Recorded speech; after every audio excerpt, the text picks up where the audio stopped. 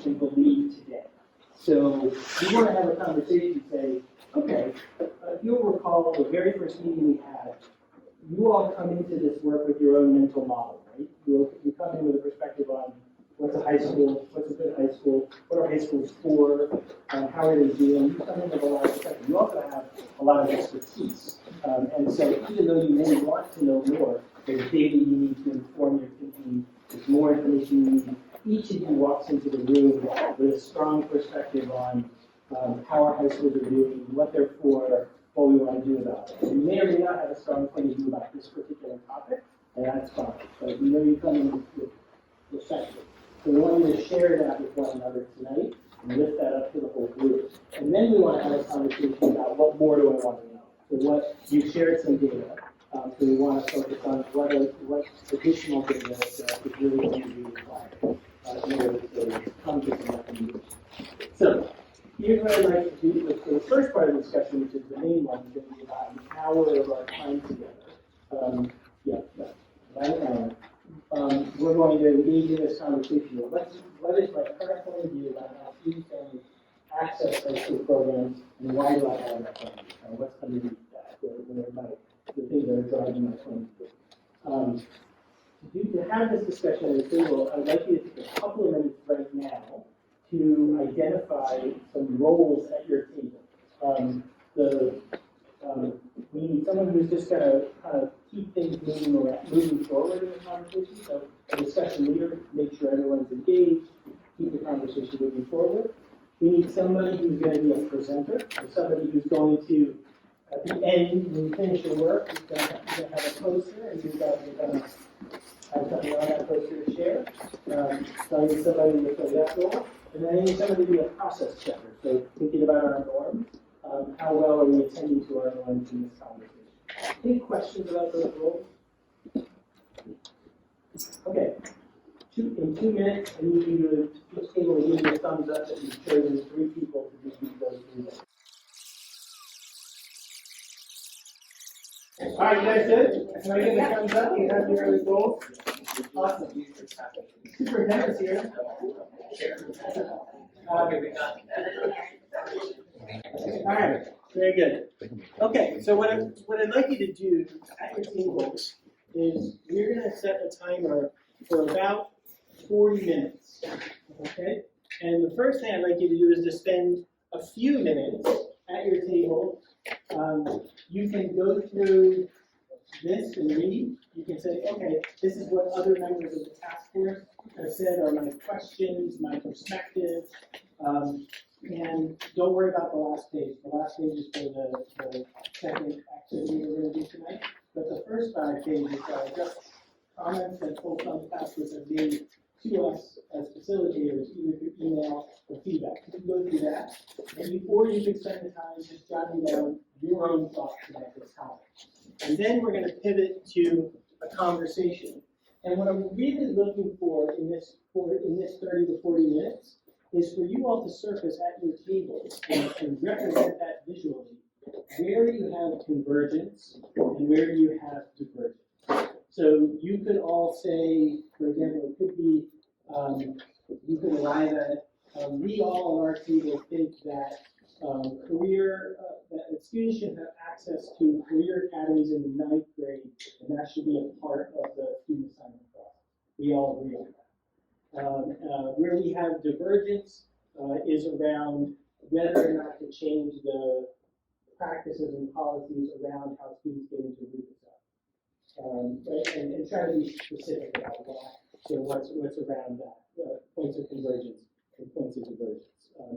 Specifically, point is, you all get to begin having this conversation at your tables, and then we're going to spend about 20 minutes with each of you sharing. So 5 minutes for each table, so that it's not just a table conversation, it's a whole task.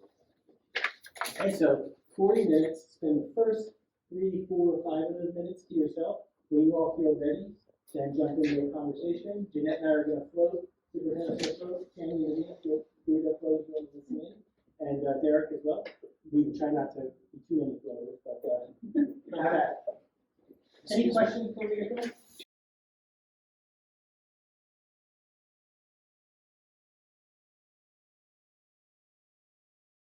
excuse me, sorry to interrupt. Is anyone who want to sign up for public comment not done so already? We were wondering why we couldn't find the Zoom address for this meeting. There's no Zoom for the meeting. These are in-person meetings. Is there a way we could make that possible? Because otherwise we have to take a day off to come to these things. Yeah, we've made these in-person meetings because the type of meetings they are. As you can see, they're work sessions for members of the task force. But we are going to create a community listening session, which will be virtual. So you'll have an opportunity to share. No, I understand. But there's also all the public presentations that even if we don't participate. There's a website. It's SFUSD/task. Okay. Yeah, I couldn't find it, so maybe I'll follow up with you. Absolutely. Yeah. But does anybody want to give public comment tonight? And identify where you are converging and where you're diverging. So before we do the share out, can I ask a favor of one person from each table to walk away tonight with your chart and send me a version of it so that I capture it, so that everything is captured. The reason I ask is because if I try to do these notes, I'm not going to catch the richness of your conversation. I know that's a lot to ask because you're all very busy people. Is there one person in each table that would be willing to do that? Kerry says, So is that how it's wanted? all right, someone from this table wants to do that? Okay, you talked about a lot more. I need to capture more of what you discussed. You don't need to go through everything you talked about, but what are some things that emerge that are real points of convergence? And what are some things that emerge that are points of divergence that are really going to need more interrogation by the whole group? Which do you want to go first?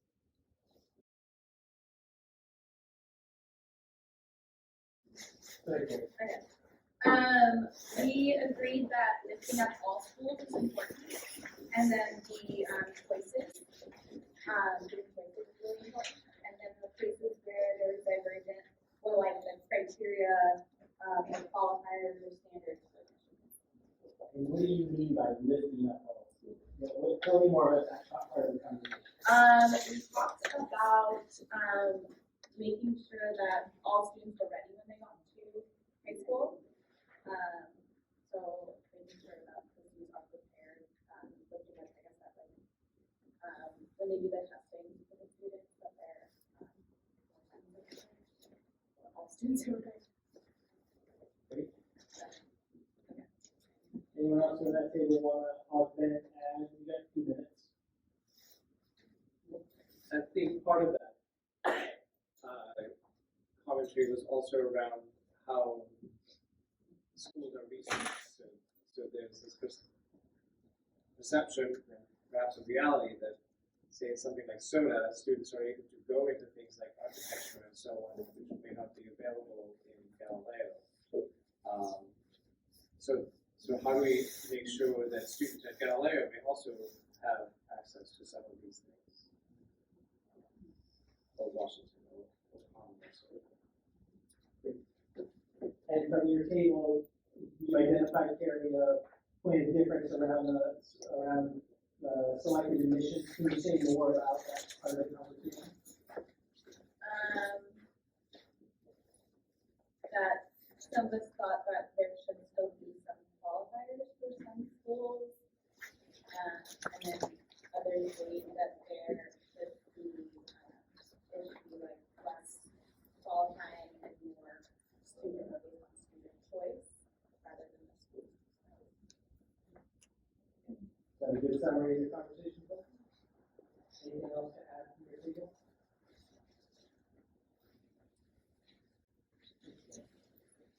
You talked a lot about like there's a lot of things most of talk right? But we said why do we have selective admissions at all? And then our second big question is why do some schools get some things and others don't? Opportunities and resources. Can you all say more about how you raised those as questions? Did we begin as a table to answer some of those questions? Or can you share a little bit more? I just think we converged around questioning the existence of selective admission and wondering why do we do it? So that was a convergence. Anything else to this table? And I think, people having an understanding, because collectively, the existence that, I guess roles in some way being demeaned or being degraded by the lottery kids throughout this whole thing was very frustrating, to us, because it's putting the onus back on the students to have to be these perfect students when they come in, versus putting it the onus on the teachers and the administrators, like it is at every other high school, to ensure that the high school is ready for the students, not so much the kids being ready for the high school. I think that's a misperception that is had across the district as it applies to Lowell, because there is no quote-unquote high school readiness, and I'm not sure people understand this. There's not some major standards. You can matriculate into high school with the internet. That is absolutely okay within this district. So there is no magic token student who, whether you have an A or an F, as it pertains to your ability to go to high school, right? And it doesn't even speak to your readiness. Once you buy in and you get vested in as a student, and you have that social and emotional support, you're going to soar, right? But me personally, I struggle with them essentially beating the student down, and oh, you're just a lottery kid, and you're the reason why the school is what it is. But if the school is great, it's going to be great regardless, and it's going to have those wraparound services and support services to make sure that even if you came in struggling, by the time you leave here, I'm going to make sure that you get to where you want to be, and I'm not going to put the onus on you. The onus is going to be on you. And just to clarify, Rionda, that sentiment you just shared, that was a sentiment shared, a convergence around that idea. Excuse me, I want that table to state that point clearly so that we all understand what that table is claiming. No, her comment was unclear. What do you mean by onus and responsibility? Yeah. Excuse me. Well, there'll be public comment opportunity at the end of the meeting. Okay, thank you. This table, please.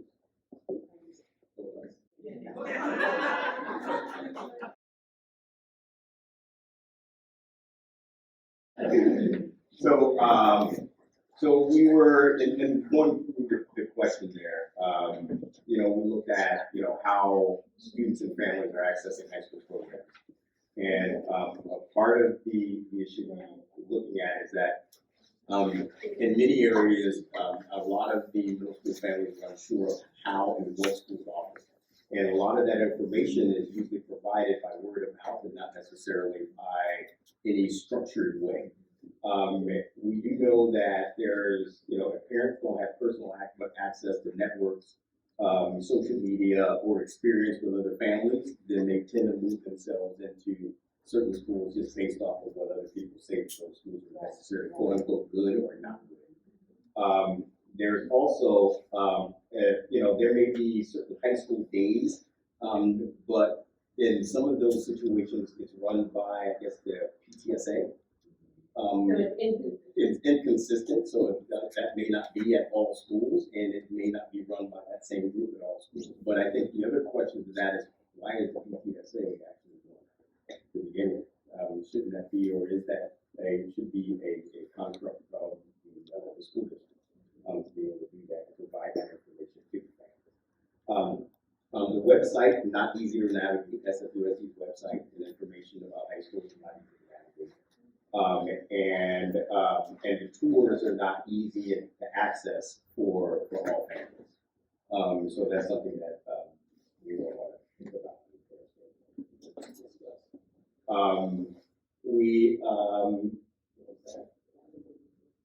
So why do we believe this? We know that many students and families who've gone through the process. So that's where we got that understanding.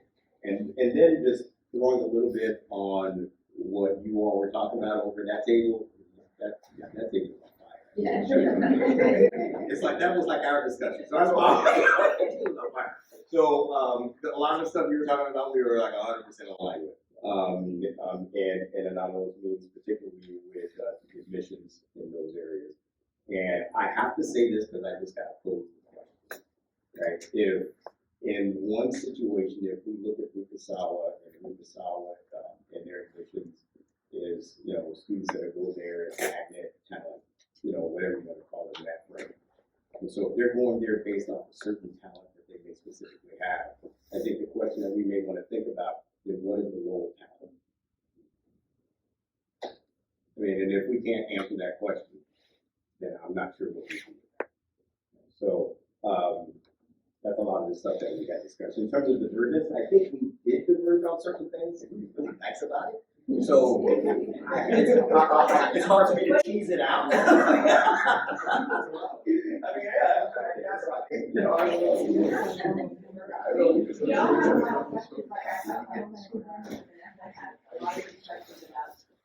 water was on stuff, right? We know it goes through a computer, right? So I think then if we know it goes through a computer, then how is this computer system programmed? How is it coded? How is it assessed? Where does the ensuring of equity in a computer system come in, right?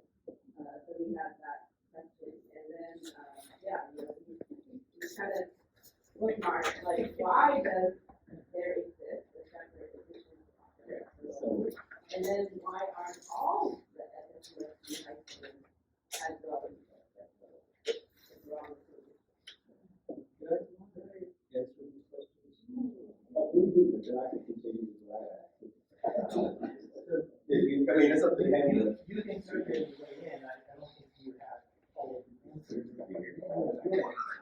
Other people may want to answer it too, but, yeah, you can have the phone. Okay, well, thank you. So I feel that Lowell has always, for 70 years, for generations, has allowed kids with modest means who can't afford to go to a private school to still get a great education in a public school. And that is open to all San Francisco families, not just only certain groups. It's citywide, so there is access. And there's also a 70% test scores, but there's also 30% that are moving on personal factors, demographics, historical, underrepresentation. And so there is access because of the role of all different groups throughout the city. If you look at the school district's numbers, the school district broke down the role of business by race, and the school district picked the races for public. And with their numbers, in terms of high school readiness, 8th graders who meet, the 47% of public school 8th graders who can read, write, and do math well enough to do high school work. By race, the school district's numbers show that 85% of Black high school ready 8th graders get into law. 85% is the highest of any of the groups. 64% of Latinx high school ready 8th graders get into law. White students, 52% of high school ready get into law. And Asians are the lowest. 39.7% of Asian high school ready 8th graders get into law. Now, the reason there's a lot of Asians in law is because of demographics. Asians are 30% of the school district. And I think Latinx are like 23%, Blacks are like 6%. So the demographics skew the numbers. But in terms of opportunity to get into law, 85%. That's pretty good. Okay, so each of the tables have had an opportunity to share where you had convergence and you had divergence.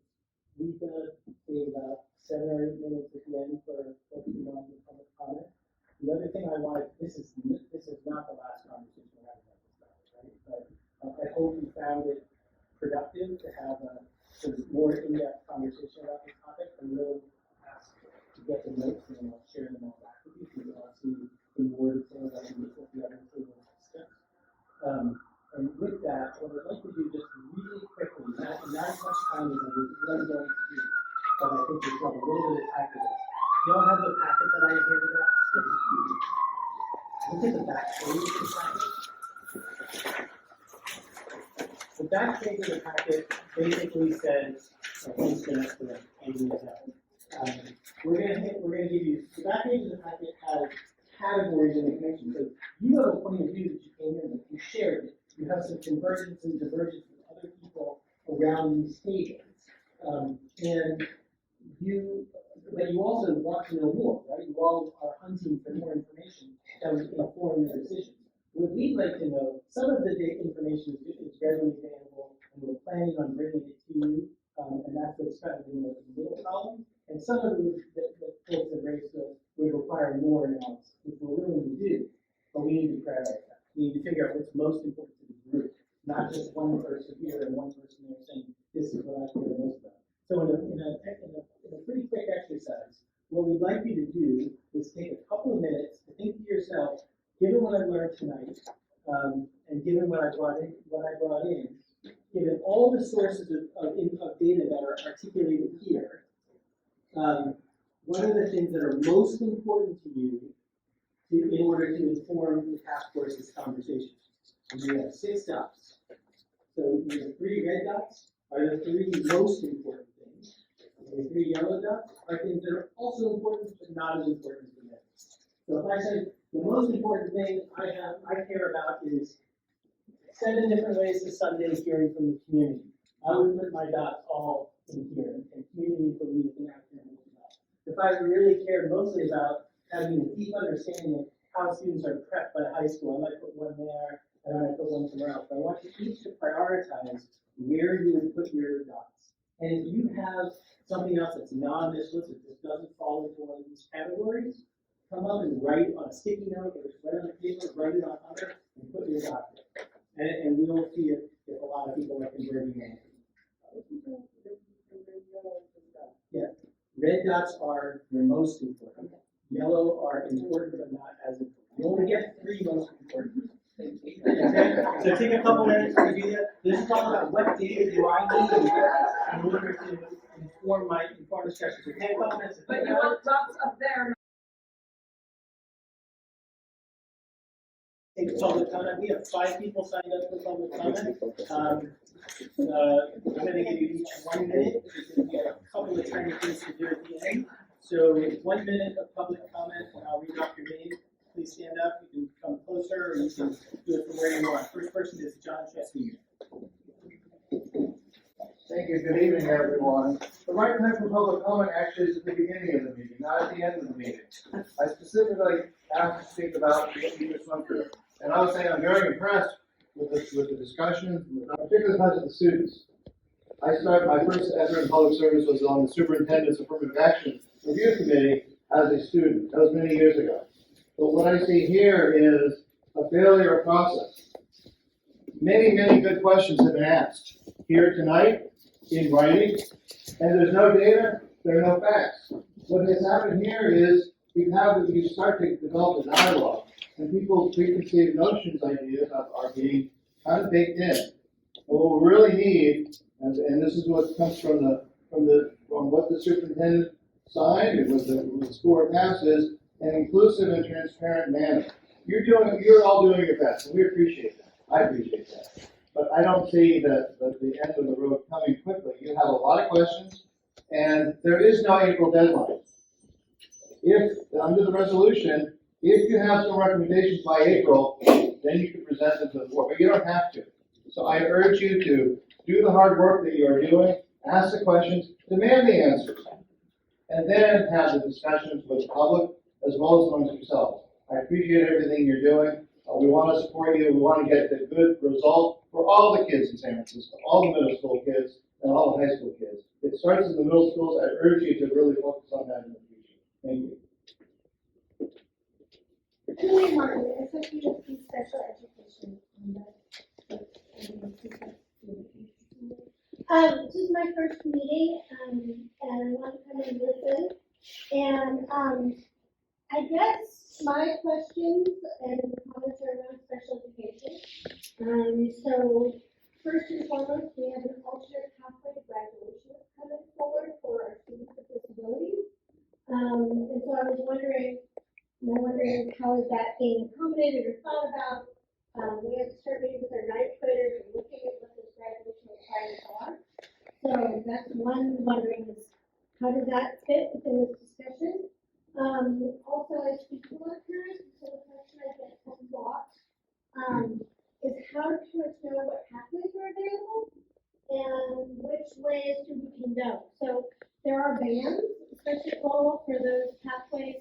But how are materials, so parents can all know, they don't always know what pathway and what's available at the school or outside of their education. And then I have a question from the teachers I've been getting, which is how, if we change these things, how our students are relied upon, how are materials being modified for them at all levels, in all locations. So, thank you all for the work. David Chan.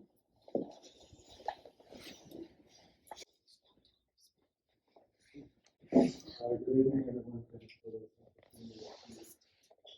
I've been observing the past medicine work and have a few suggestions in a couple of areas. The first is inclusion of the views of diverse communities. Online surveys are sent only to high school families. High school is a culmination of a student's K through 8 experience. Can you speak up a little bit, please? Yeah. High school is the culmination of a student's K through 8 experience.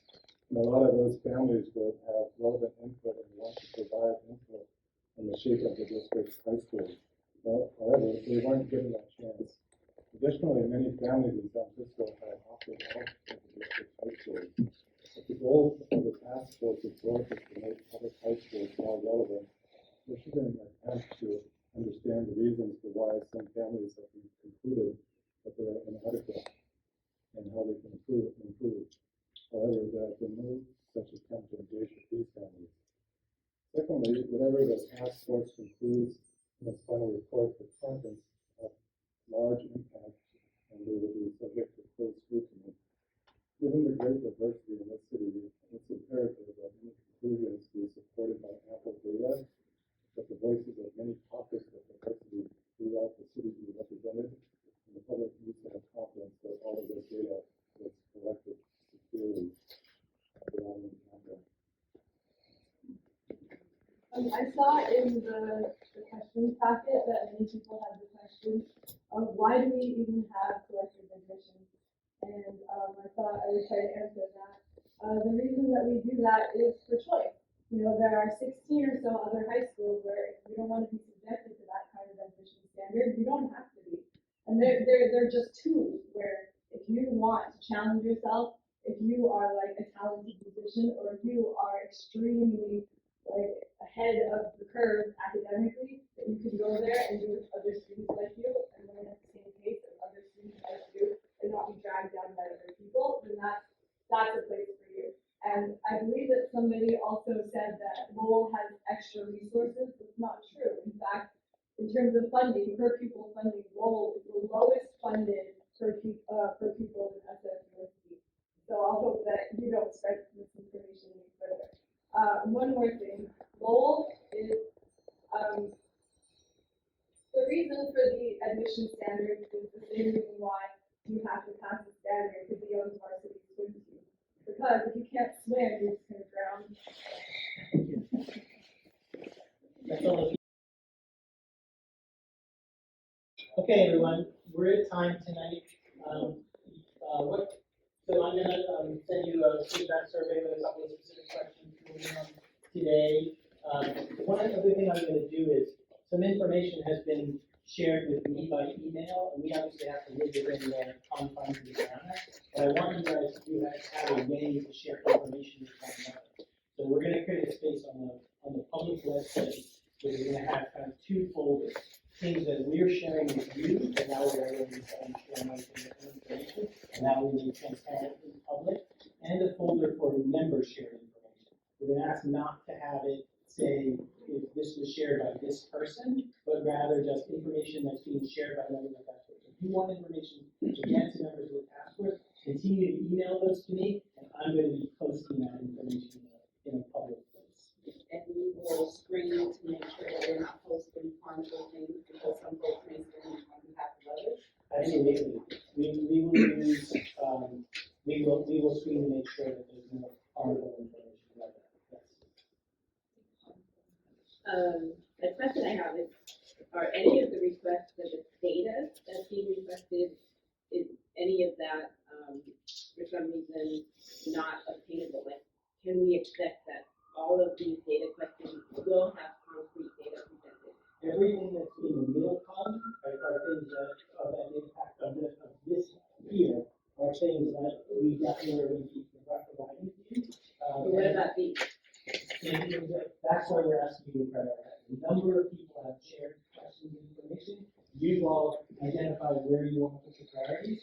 We'll send out a summary of what we're learning through this exercise, and we will suggest a process for prioritizing information that's going to come to you. And then our next meeting, if you want to have further conversation about that. Okay, so that's all going to come tomorrow to you. By next Friday, when the preview of the next meeting, I'll let you know it's going to all be about an introduction to teaching and learning, introduction to student supports, and preparing for the conversation that we see in student